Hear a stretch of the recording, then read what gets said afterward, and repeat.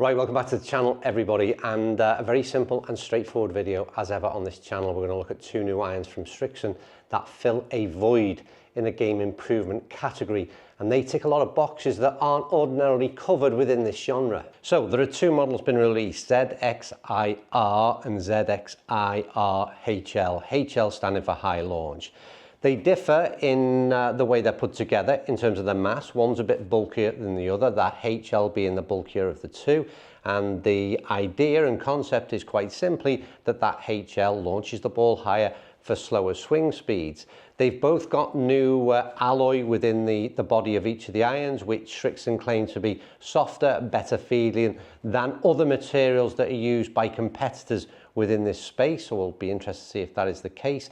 They've also built them in a way from a visible perspective that is in line with their other ZX models, which are very much classed as a premium player's iron. And what I really like about box one that they've ticked is produce an iron that is incredibly good looking for this kind of area, because again, unfortunately, when we get into that game improvement category, the high launch models as well, it tends to fall off a cliff a little bit in terms of the looks.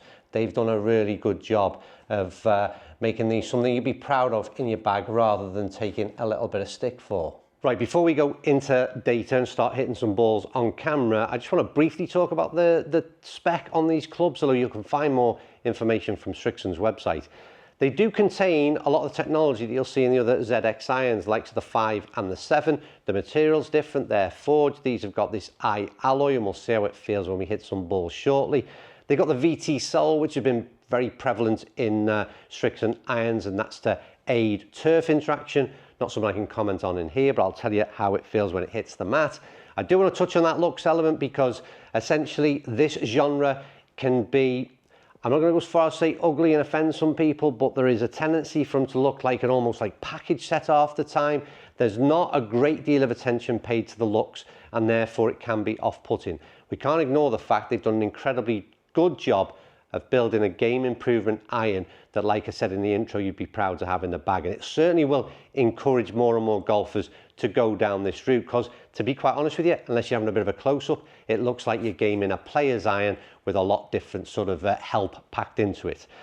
Next thing is the lofts. You're going to see some data very shortly that will be impressive but also surprising, and it also tells a tale how the modern golf club really works, and those people who get hung up on loft will once again see that it is only a small part of what makes up a golf club's performance. Now, one last thing before I do it a golf ball, the two 8 irons that you can see on the deck now are considerably different on the profile.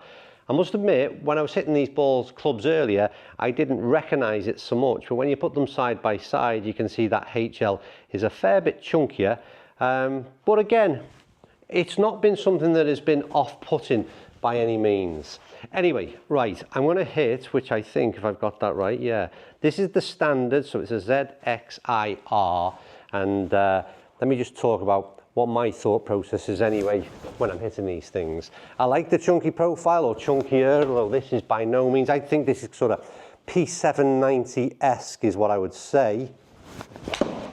That's what I'm kind of feel like I'm looking down on. So we're just hitting into fairways. I don't think that bunker's anywhere near in reach. No, it isn't. Decent strike. I mean, these things again, 33-degree 8 iron. I'd still expect it to be, so what we've got, 145 carry. 4-2 spin was a little lower than we've been recording off camera when I was getting the data earlier. But the first thing I'll comment on, what I will do once I've hit this one, trying to hit it the other way, bit of a cut this time. Still my more natural swing. For those of you who watch the channel, you know I'm working on sort of getting the draw into play, but that certainly felt a little bit more comfortable. That'll spin a bit higher. Yeah, carried shorter, spins up a little bit more. Look at that launch angle, 26.6 degrees. Even with, don't forget, this is the R. This is not the high launch model. It's still launching plenty high enough. And I've got that one fat and pulled it down the left. Yeah, will we get away with it? Oh, well, no, we'd have been taking a drop, I'm afraid. That was better than the previous shot. A lot more effort to make sure that it wasn't a weak effort, and I've just turned it over a tad but like I said, that should carry quite a bit further. So we've gone into 163 in terms of carry because of that club head speed went up, and it's really good to see that spin number has been maintained as well. So yeah, I mean, this thing is a real joy to hit. I love the sound that it comes out with. You can see what's going on in terms of the screen, in terms of how high launching this is, and this is, like I said, not that intended product. That'll be another one that's got a bit more club head speed and therefore travelling that bit further again into that sort of, well, it's 148. The one thing I will say on, as we've hit balls here today, there's been a few variables that would perhaps be a little bit concerning. Certainly that one, 148, previous shot being 160 odd, that would be something that I'd be a little bit worried about. And not a number that, let's see what that does. Well, like I said, we haven't seen those kind of variables within the data we've collected, and these have all been pretty decent strikes. You can see bottom right, they're all on top of one another. Again, 153 carry. Spin number is sort of staying at a great number. And then we'll switch into the HL model. The main thing to keep an eye on then, so we got 24.5 launch, and I think that was fairly consistent with most of the shots. Let's see what this does in terms of that comparison at least, because you would expect that thing to be a lot higher.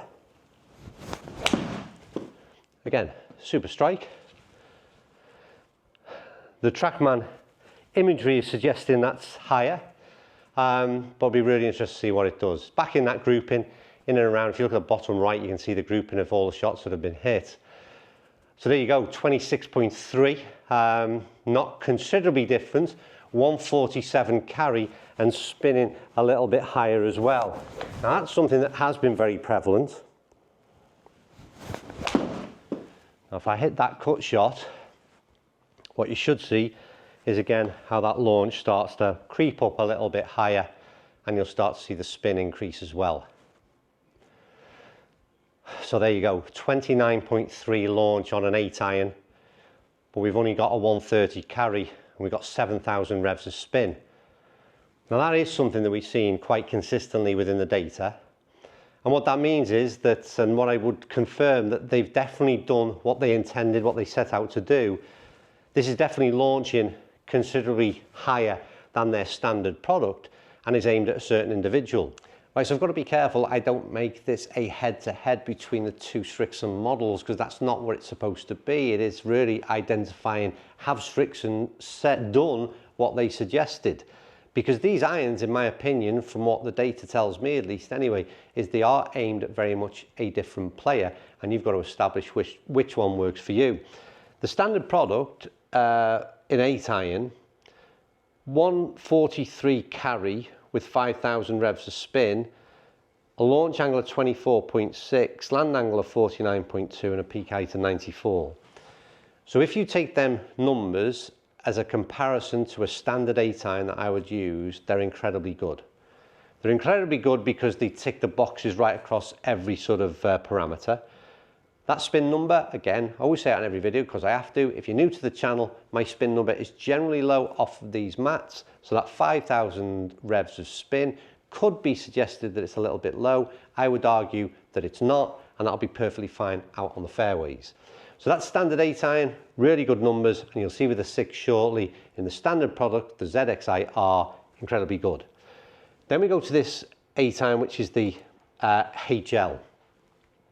And you see the comparisons. The club head speed was a little bit quicker, but the ball speed dropped off by 1 mile an hour and the carry fell by 11 yards.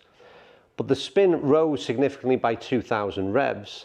And if you go to the end column, we were 26.4 on average when it comes to launch angle, a land angle of 53.1 and a peak height of 101. So if you just compare them again, we were 2 degrees higher in terms of the launch, which is significant. We were, like I said, 2,000 revs of spin more significant, and that land angle was bordering on 4 degrees, so coming down a lot steeper, and yes, the peak height was higher. So first of all, just on that head-to-head between the iron types, Srixon have done exactly what they intended to do. They're launching the ball higher, it's a weaker loft, and it goes a shorter distance, but it spins more. So if you're slower club head speed, fantastic. They do a great job. We hit 10 shots with that, by the way. 6-iron now with the HL. Again, incredibly good numbers. 6-iron, don't forget, 160 yards, carry, 5,500 revs of spin. Look at these end numbers here though, still launching at 22.8 degrees with a 6-iron, so still going incredibly high. A 109 peak height, 51.2 coming down.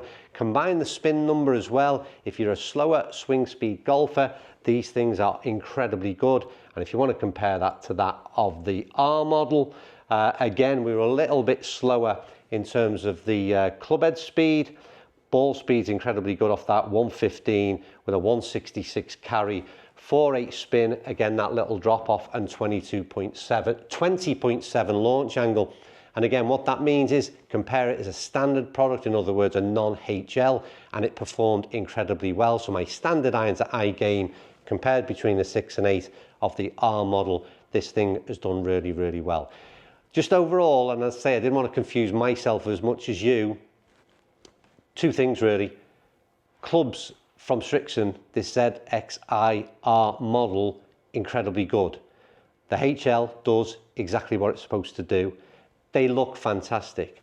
They probably are the irons to beat, in my opinion, in this category moving forward into 2026, because I'm not really sure what anybody could want more from a set of irons if this is the type that you're looking for. And let's be honest, most average golfers would fall into one of these two types of irons. So well done to Srixon, because we've got game improvement irons that tick every single box, and we now have no more excuses not to put that style of iron in our bag. Incredibly good.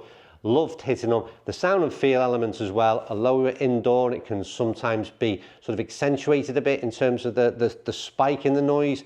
They felt brilliant, sounded good, and I can't wait to get these out on the fairway and do some further testing. That's my first look. Hope you enjoyed what you got there. Hope it made sense.